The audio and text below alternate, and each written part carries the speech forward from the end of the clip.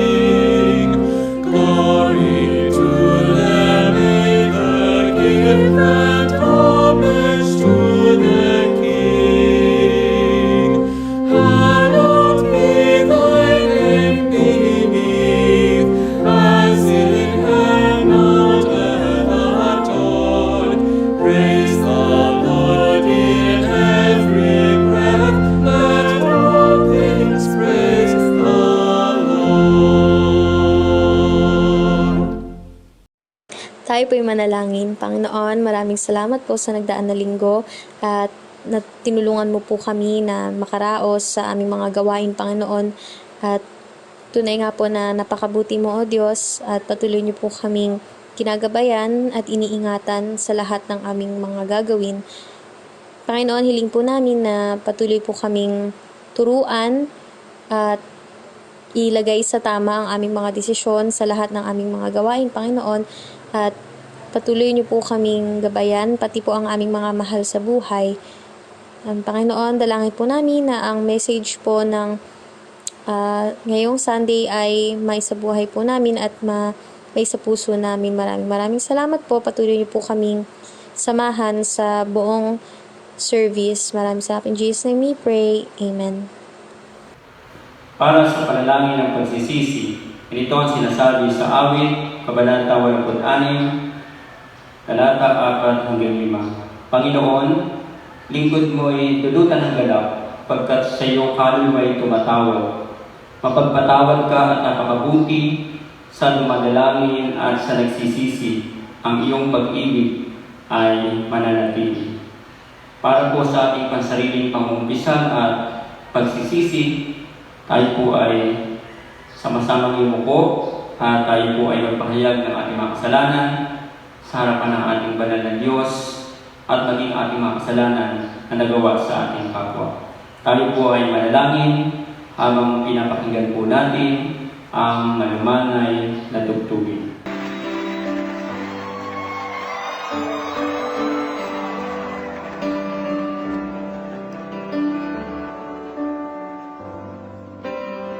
Matapos tayo magpahayag ng ating mga kasalanan sa ating Panginoong Diyos sa pamamagitan ng ating pangungumpisal, lagi niyang ibinibigay ang mga salita ng kapanatagan.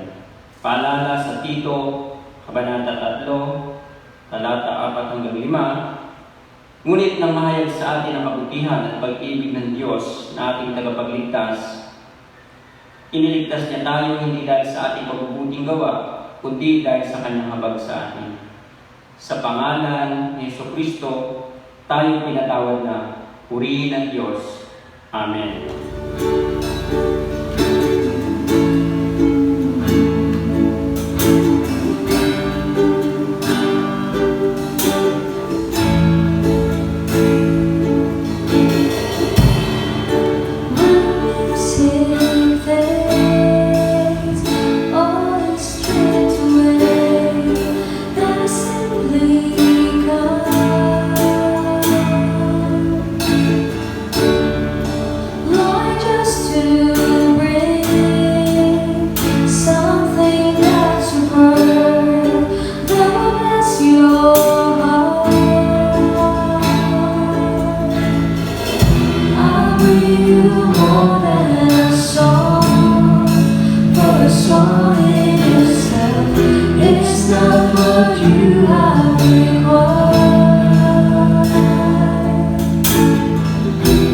Search much deeper within. Through the way things appear, you're looking into my eyes. I'm coming back to the heart of worship when it's all about you. It's all about you, Jesus. I'm sorry, Lord, for the things I made. When it's all about you, it's all about you, Jesus.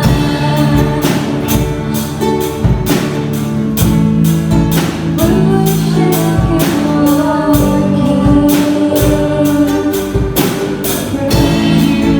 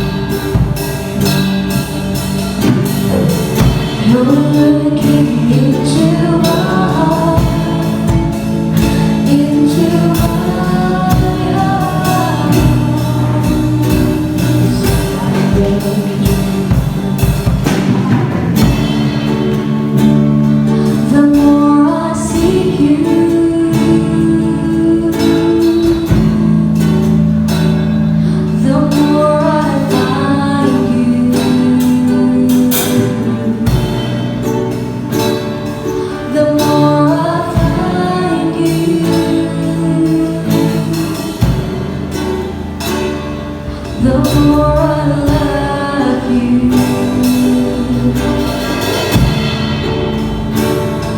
the more I see you,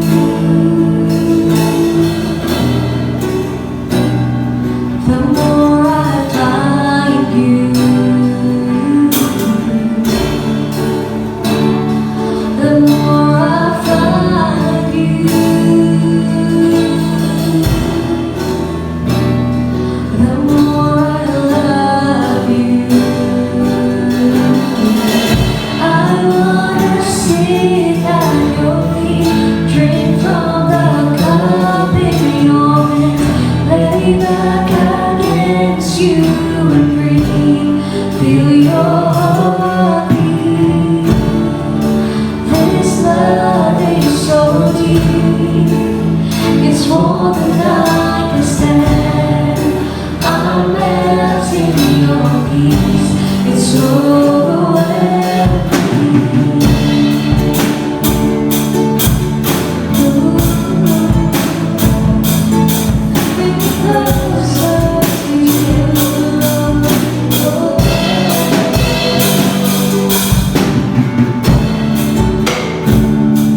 The more I see you,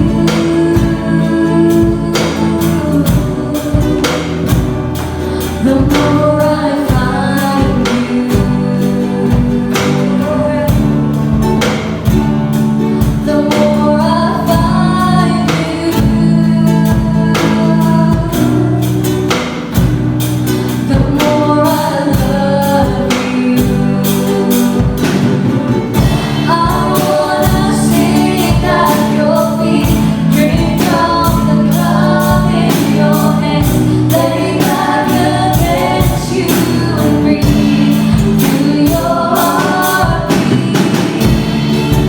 This love is so deep, it's more than I can stand. I'm melting your peace, it's overwhelming. I wanna sit at your feet, drink from the cup in your hand, lay back against you and breathe, feel your heartbeat. This love is so deep, it's more than I can stand. I'm melting your peace, it's overwhelming. You're looking into my heart, into my heart. It's all about you, Jesus. You're looking into my heart, into my heart.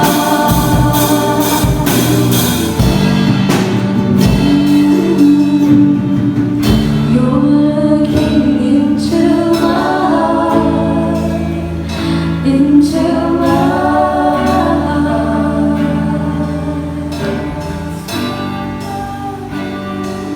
Jesus, you're looking into my heart, into my heart. 'Cause it's all about you, Jesus.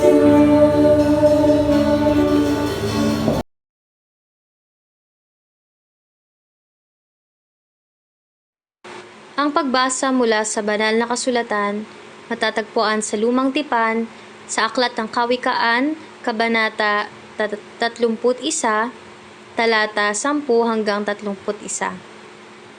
Ang huwarang may bahay.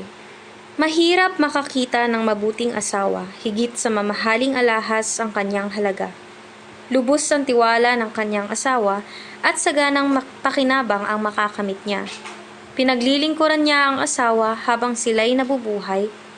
Pawang kabutihan ang ginagawa at di kasamaan. Wala siyang tigil sa paggawa, hindi na halos nagpapahinga, humahabi ng kanyang telang lino at lana. Tulad ng isang barkong puno ng kalakal, siya ay nag-uuwi ng pagkain mula sa malayong lugar. Bago pa sumikat ang araw, ay inihahanda na ang pagkain ng buo niyang sambahayan, pati na ang gawain ng mga katulong sa bahay. Matamaan niyang tinitingnan ang bukid bago siya magbayad. Ang kanyang naiimpok ay ipinagtatanim ng ubas. Gayunmay, naiingatan ang kamay at katawan upang matupad ang lahat ng kanyang tungkulin araw-araw. Sa kanya'y mahalaga ang bawat ginagawa. Hanggang hating gabi nakikitang nagtitiyaga. Siya ay gumagawa ng mga sinulid at tumahabi ng sariling damit. Matulungin siya sa mahirap at sa nangangailangan bukas ang palad. Hindi siya nag-aalala dumating man ang tangginaw, pagkat ang sambahayan niya ay may makapal na kasuotan. Gumagawa siya ng makakapal na sapin sa higaan at damit na pinong lino ang sinusuot niya. Ang kanyang asawa kilala sa lipunan at nahahanay sa mga pangunahing mamamayan. Gumagawa pa rin siya ng iba pang kasuotan at ipinagbibili sa mga nangangalakal. Marangal at kapitapitagan ang kanyang kaanyuan at wala siyang pangamba sa bukas na daratal. Ang mga salita niya ay puspos ng karunungan at ang turo niya ay pawang katapatan. Sinusubaybayan niyang mabuti ang kanyang sambahayan at hindi tumitigil sa paggawa araw-araw. Iginagalang siya ng kanyang mga anak at pinupuri ng kanyang kabiyak. Maraming babae na mabuting asawa ngunit sa kanila'y nakahihigit ka. Mandaraya ang pang-akit at kumukupas ang ganda, ngunit ang babaeng gumagalang at sumusunod kay Yahweh ay paparangalan.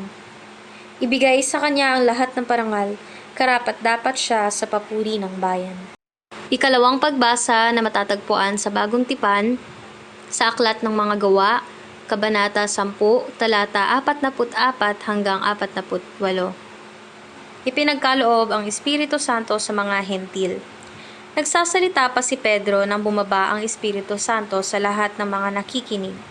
Namangha ang mga mananampalataya Hudyo na kasama ni Pedro sapagkat ibinigay din sa mga hentil ang kaloob ng Espiritu Santo. Narinig nila ang mga ito na nagsasalita sa iba't ibang wika at nagpupuri sa Diyos. Kaya't sinabi ni Pedro, tulad natin sila'y pinagkakalooban din ng Espiritu Santo. Sino ang makakapagpabawal na bautismuhan sila sa tubig? At iniutos niyang bautismuhan sila sa pangalan ni Hesukristo. Pagkatapos, hiniling nila kay Pedro na manatili pa roon ng ilang araw. Pagbasa ng Ebanghelyo mula sa Juan, Kabanata 15, mga talata 9 hanggang 17. Kung paanong inibig ako ng Ama, gayon din naman, iniibig ko kayo. Manatili kayo sa aking pag-ibig. Kung tinutupad ninyo ang aking mga utos, mananatili kayo sa aking pag-ibig. Kung paanong tinupad ko ang mga utos ng aking Ama, at ako'y nananatili sa kanyang pag-ibig. Sinabi ko sa inyo mga bagay na ito, upang mapasa inyo ang kagalakan ko, at ang sa gayon ay malubos ang inyong kagalakan. Ito ang aking utos, magmahalan kayo, gaya ng pagmamahal ko sa inyo. Ang pinakadakilang pag-ibig na maaaring taglayin ng sino man para sa kanyang mga kaibigan ay ang ialay ang kanyang buhay para sa kanila. Kayo'y mga kaibigan ko kung tinutupad ninyo ang aking mga utos. Hindi ko na kayo itinuturing ng mga alipin sapagkat hindi alam ng alipin ang ginagawa ng kanyang Panginoon. Sa halip, itinuring ko na kayo mga kaibigan sapagkat sinabi ko sa inyo ang lahat ng narinig ko sa aking Ama. Hindi kayong pumili sa akin, ako ang pumili sa inyo. Hinirang ko kayo upang kayo humayo at magbunga at manatili ang inyong bunga. Sa gayon, ang anumang hingin nyo sa Ama, sa aking pangalan ay ibibigay sa inyo. Ito nga ang utos ko sa inyo, magmahalan kayo. Mga kapatid, napakinggan po natin ang mabuting balita ng kaligtasan. Salamat sa Diyos. The steadfast love of the Lord never ceases. His mercies never come to an end. They are new every morning, new every morning. Great is thy faithfulness, O Lord. Great is thy faithfulness.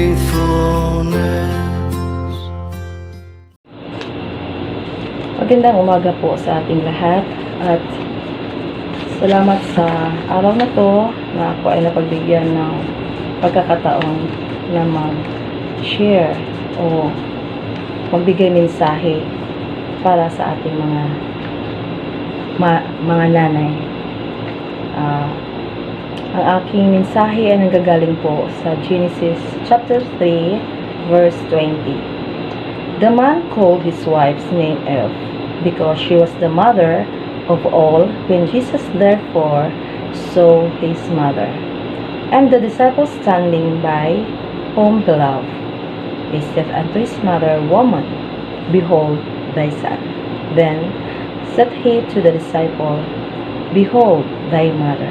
And from that hour, that disciple took her unto his own home. In other words, in all living, sangkatauhan at sambahayan. Manalangin tayo. O Diyos Ama, salamat sa pagkataon ito na ako ay iyong naatasan na magmensahe sa gusto mo iparating sa iyong mga anak. Sa mahal mo ako, maihayag sa kanila sa kahalagahan ng isang ina bilang aming Ama, pangyarihan sa lahat, nagbibigay ng aming lakas. Salamat sa walang katapusang pag-iingat sa amin at patuloy-tuloy mo pag-provide sa lahat ng aming pangailangan at sa aming kaligtasan sa bawat segundo ng aming buhay. Ikaw ang aming Ama na dapat pasalamatan at sambahin. Amen. Ang isang babae isinilang sa mundong ito na may malaki palang responsibilidad. Responsibilidad sa kanya, sambahayan, sangkatauhan. Ang babae ay inatasan una sa gawain bahay. Sambahayan, ibig sabihin siya ang bahalang mag-asikaso, mag-intindi kung anuman ang pangailangan. Ang duty at responsibilidad at ay madagdagan kapag ikaw ay mag-asawa na. Lumawak na ang iyong obligasyon. Mayroon ka ng aalagaan, gampanan, duty bilang isang asawa. Dito na mag-umpisa ang patibayan ng emosyon, ng damdamin kapag magkaanak ka na. Madagdagan na naman ulit ang iyong duty. Una, intindihin ang gawaing bahay.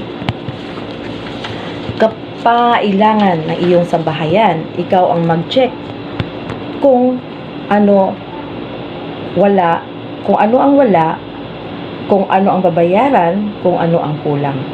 Kapag magkaroon ka ng pamilya, na-promote ka na. Isa ka ng certified katuwang sa lahat. In short, atsay ka na. Malaki na ang gampanan mo at lumawak na ang duty mo. Physical, financial, emotional, and mentally. Dito muna ngayon masusukat ang iyong ability. Ika nga, tibayan ang loob. Kasi dito muna maranasan ang lahat ng lasa. Matamis, maasim, at matabang. Matamis kapag masagana pa. Maasim kapag may problema na. Matabang kapag nag-aaway na. Bilang isang nanay, paano ang gagamitin mong formula? Lumaki na ang anak, paano mo ito palakihin? Ang iyong asap, bakit wala pa? Bakit kulang na ang sweldo? Dami ng babayaran. Paano ang manatili ang pagmamahal sa iyong angkan at pagdidisiplina sa iyong mga anak at pag-intindi sa iyong asawa? Mahirap magdisiplina sa mga anak kung labis-labis ang pagmamahal dahil nahirapan ka ng magdisiplina. Ayaw mong masaktan ang iyong anak. Pinagbigyan mo na siya ang pinagbigyan sa gusto nila. Dito na ngayon papasok ang pagtitiis. Tiisin ang iyong naramdamang awa sa iyong anak para matuto siya parang matuto siyang sumunod sa tama. Mga anak, labis sa labis ng pagmamahal ng iyong ina, hindi niya pinaalam sa mga anak kung ano ang nasa isip niya, nasa puso niya, kung ano ang problema ang dala-dala niya. mga pangailangan kung paano niya ito isosolve. Hindi niya sinasabi kung ano ang naranasan niya sa tuwing may problema siya. Kaya minsan ang ibang nanay sa sari-saring obligasyon niya sa kanyang pamilya, hindi na niya ito makakayanan. Kaya minsan gumagawa ng ibang hakbang, ibang bagay na akala niya ito ay solusyon sa problema. Sa halip, ito ay lalo nakapagdagdag o nadagdagan ang problema niya. Ang iba ay nababaliw o kaya nagpakamatay kasi ang akala nila wala ng kabuluhan ang buhay nila. Kaya ang ina ang siyang haligi, ilaw at lakas sa pamilya. Kapag ito ay hindi matibay, mawasak ang tahanan niya. Kaya mga anak, kung anuman ang katayuan mo ngayon, anong klase kang anak sa iyong ina? Ano ang sinasabi mo nung sinabi niyang huwag mo yang gawin? Ano ang sinasabi mo nung sinabi niya di pa natin kaya? Ano ang sinasabi mo nung sinabi niyang tulungan mo muna ako? Anong ginagawa mo nung masama ang pakiramdam niya?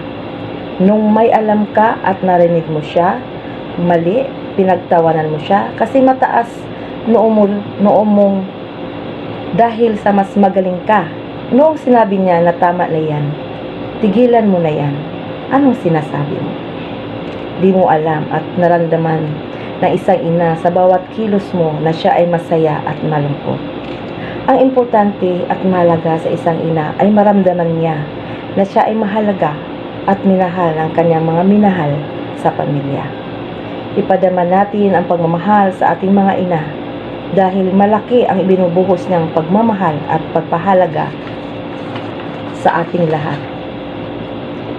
Hindi ito mababayaran na kung anuman kundi ang respeto at ipadama sa kanya na mahalaga siya. Sa huli, ang puso ng ina ay matibay dahil sa pagmamahal niya sa kanyang mga anak at sa kanyang kabiyak. Sa presensya ng Panginoon, lahat ng bigat na daladala niya, ito ay napaglabanan niya sa paniwalang makakayanan ang lahat ng iyon dahil sa pagmamahal at pag-ibig ng ating Panginoon. Maraming salamat po. Happy Mother's Day sa lahat ng mga nanay. Pagkakaloob ng mga ikapu, handog at pasasalamat. Ako'y maghahandog sa banal mong templo ng aking pangako na handog sa iyo. Awit, Kabanata 66, Talata 13.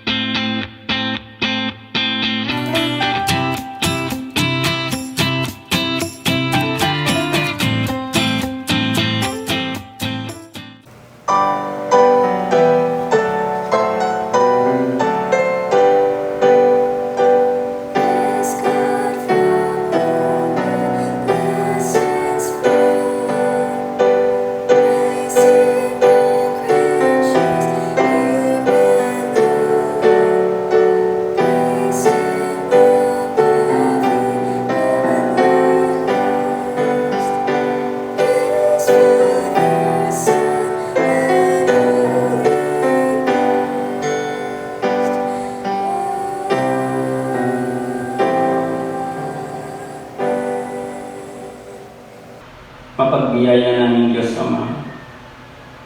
Amin pong ipinagkakaloob ngayon ang aming kapo, handog at pasasalamat. Alam po namin ang lahat ng ito ay nagmula lahat sa inyo.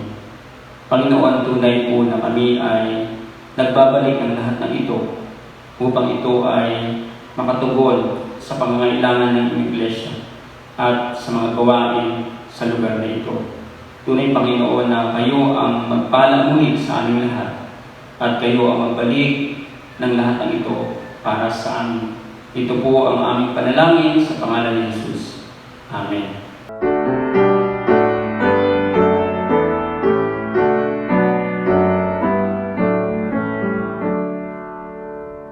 Where charity and love prevail, there God is ever found. Brought here together by Christ's love, by love are we thus bound.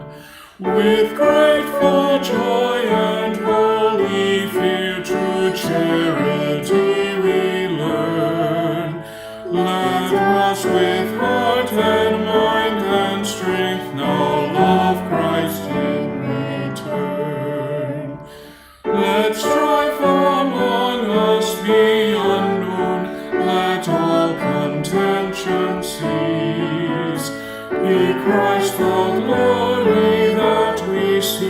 Be ours His holy peace. Love connects to no race or creed, if honored be God's name. Our common life embraces all whose Maker is the same. Banal at makapangyarihan naming Diyos, tunay po kami muling nagpapasalamat sa isa namang pong gawain ng aming pagsambang online ngayong umaga dito. Tunay na napakinggan po namin ang inyong mga salita sa buhay ng aming kapatid, Sister Helen Cormiento, na siya pong inyong ginamit at bahagi ng inyong mga salita para sa aming lahat. Aming Ama, tunay po namin ginugunita ngayong araw na ito ang Mother's Day. Aming pong binibigyan ng pagkilala, pagpupugay ang mga ginagawa po ng aming mga ina sa buhay ng bawat pamilya. Tunay po na ang bawat ina ay inyo pong kaloob na regalo sa buhay ng bawat pamilya na inyo pong itinatag. Alam po namin ito ang inyong disenyo para sa isang pamilya. Ang ina po ay malaki ang ginagampanan sa buhay ng bawat tahanan. At kanilang pong sakripisyo, pag-ibig, pagmamahal sa kanilang mga anak at maging sa kanilang asawa na katuwang nila sa pagpapalaki ng kanilang mga anak. Salamat po sa buhay ng mga ina na hindi lamang po dapat tuwing Mother's Day namin sila binibigyan ng pagpahalaga, kundi habang sila ay nabubuhay. Sapagkat alam po namin, Panginoon, na malaki ang kanilang ginagawa sa buhay ng bawat pamilya na inyo po itinatag. Aming Ama, tunay po na kami ay lumalapit din ngayon at itinatas po namin ang aming bansa. Lord, bigyan niyo po ng patuloy na kasiglahan ng aming ekonomiya. Lalo po, Panginoon, sa panahon na ito na marami po ang nawalan ng trabaho, hihirapan sa buhayan, dahil po sa tulot ng pandemya ito na nasa sa aming paligid. Piling po namin nawa po ay magkaroon po ng patuloy na paglabo at ang mga nawalan po ng trabaho ay makabalik na sa trabaho. Alam po namin, Panginoon, na tunay po na mahirap ang kalagayan namin ngayon, ngunit nagtitiwala kami na kayo po ang maaaring makatulong lamang sa amin. Pinataas din po namin ang aming mga kababayan, lalo na po mga Panginoon ang mga nagkaroon ng karamdaman, dala ng COVID na ito. Panginoon po namin ang bilis ng paggaling at pag-recover nila mula sa sakit ito na kanilang naranasan sa kanilang katawang pisikal. Dalangin po namin, Ama, na mapagitan po nawa kayo para sa aming bansa. Hindi na po dumami ang mga kaso, mga na-infect dahil sa COVID na ito, sa sakit nito na nasa aming paligid. Nilingin po namin, Panginoon, na bigyan niyo po ng patuloy na karunungan ang aming pamahalaan mula sa aming Pangulo hanggang sa kanyang mga gabinete at iba pang leader at opisyal ng aming pamahalaan hanggang sa local government units, Panginoon.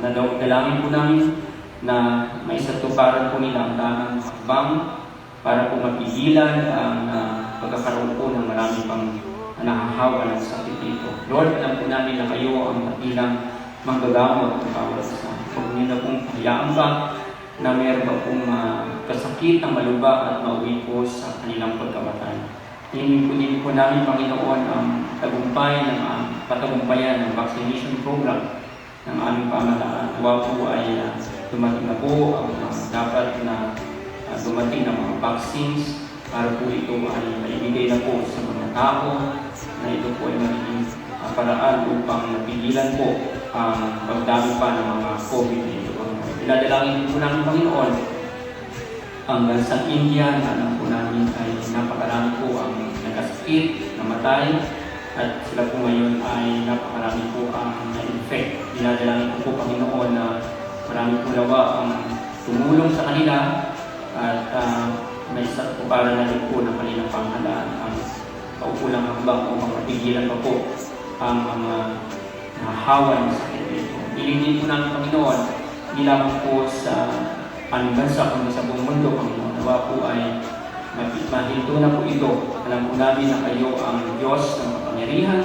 Nagtitiwala po kami sa iyo, Panginoon. Pinadalangin po namin, Panginoon, ang aming mga leader ng aming iglesia mula sa aming obispo, aming district superintendent at sa mga magagawa na nakatalaga sa bawat iglesia ang aming mga pastor, diakonesa, patuloy na ingatan sila, lalo na Panginoon sa pagkakasakit ito. At dalangin din po namin na kami po ay patuloy magamit sa pamagitan po, Panginoon, ng aming po mga virtual online services, maging sa aming mga devotion, at lahat po ng gawain para sa inyong mga iglesia. Dalangin din po namin ang mag-iingat nyo sa aming mga live po, at maging sa aming mga personal, Panginoon, ingatan nyo po kami, at proteksyonan nyo po kami sa virus na ito, na patuloy po na nasa aming paligid pa hanggang ngayon. Lord, tunay po na kayo ang aming pag-asa, bagamat meron po kami mga takot, alalahanin, pangamba, dala po ng panahon ito, kami po ay tunay na nagtitiwala sa inyo. Nasa inyo po ang aming pag-asa, nasa inyo po ang aming katagumpayan, at nasa inyo po ang aming kapayapaan sa mga oras dito. Hinihiling po namin ang lahat ng ito, at muli namin ibinabalik sa tanging pangalan ng aming Panginoong Hesus. Amen. Patuloy nating maranasan ang pag-ibig, ang kabutihan ng ating Diyos Ama, ang patuloy na pagliligtas ng ating Panginoong Kristo, ang gabay, patnubay ng Espiritong Banal. Tanggapin natin ito ngayon, bukas at magpakailanman. Amen.